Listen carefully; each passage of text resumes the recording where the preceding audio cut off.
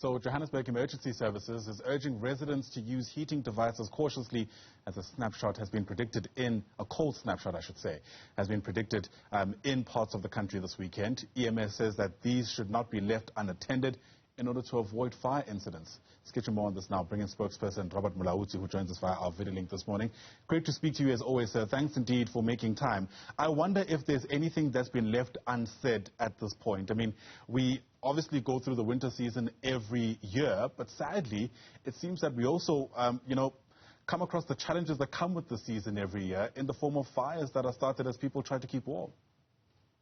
Yes, thank you. Good morning, and morning to the viewers out there. Yes, we normally during this time of the season, winter season, as the fire services, we normally respond to an increase in terms of the number of incidents. Most of those fire incidents, you will find that we normally receive them in our most vulnerable communities, our informal settlements.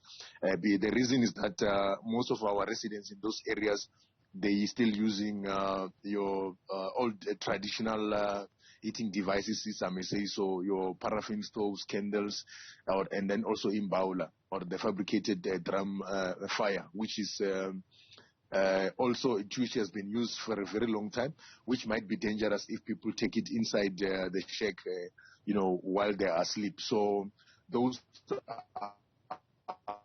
I will say causes of fire incidents which you come across. But lately now that we have got load shedding, we are finding that we are also seeing a number of increase in terms of the number of fires incident in our formal residential areas, because those residents also are also forced to use other heating devices like candles, which they don't normally use on a day-to-day basis, which they use unsafely. Most of them, they use a teacup as a candle holder. Some they use a beer bottle or a cold drink bottle as a candle holder, which might be dangerous. When that candle gets heated, it might cause fire at home. Yeah. Part of the reason why we speak to you year in, year out, Robert, is because we are hoping to raise awareness around this. But I wonder if, from your vantage point, it's working. In other words, what are the trends that you are able to see in terms of how frequently you called out for things like fires?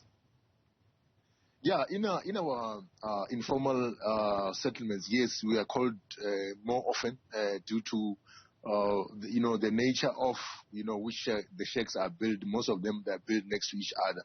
So if there's a fire next door, that fire will actually affect maybe 100, 200, 300 other households because of the way they are built, and also the heating devices which they are using.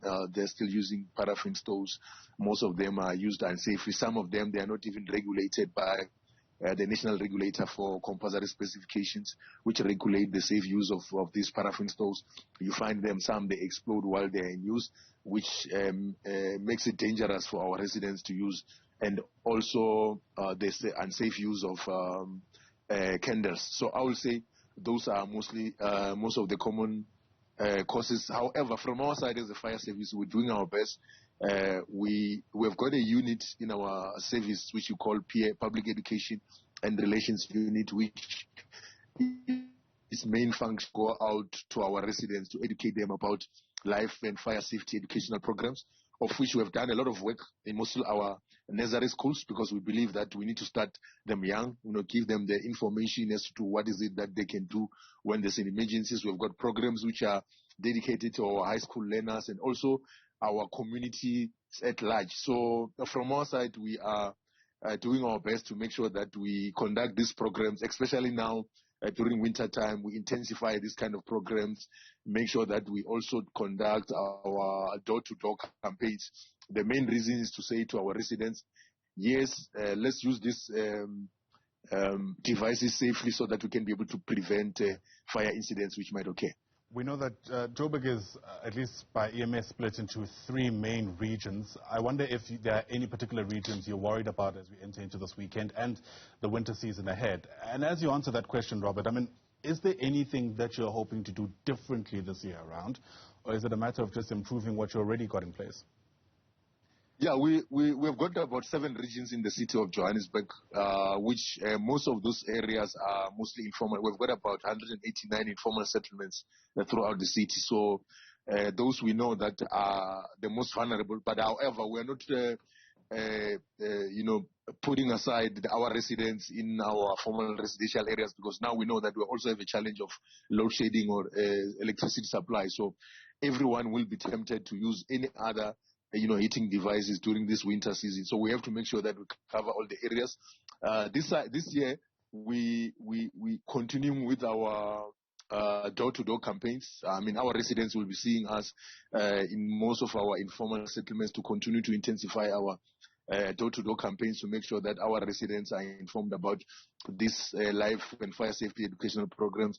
We'll be launching our winter fire safety campaign on Thursday in Orange Farm, of which Drizik area, where we have done a lot of training in terms of community emergency response teams, empowering our residents in those areas to with this first aid skills and also basic firefighting skills. Yes, they are not firefighters, but we're giving them necessary skills to be able to deal with emergencies before us as professionals arrive there. I think the other main reason is to make sure that, yes, we might have these fire incidents, but let's not have people losing their lives. And we are happy that 2020, 2021, we had about 373 fire incidents in 2020 and also 445 fire incidents in our informal settlements. And out of those fires, we didn't have any loss of life, which we are happy about. It shows that our educational programs are bearing some fruits, and we urging our residents to continue to look after all these heating devices throughout this winter season, so that we might at least not even have those devastating fire incidents where people lose their lives and also lose, their belongings. Robert Mulaudzi speaks for the Johannesburg Emergency Services. Thanks very much indeed for making time. Really appreciate it on the AM report.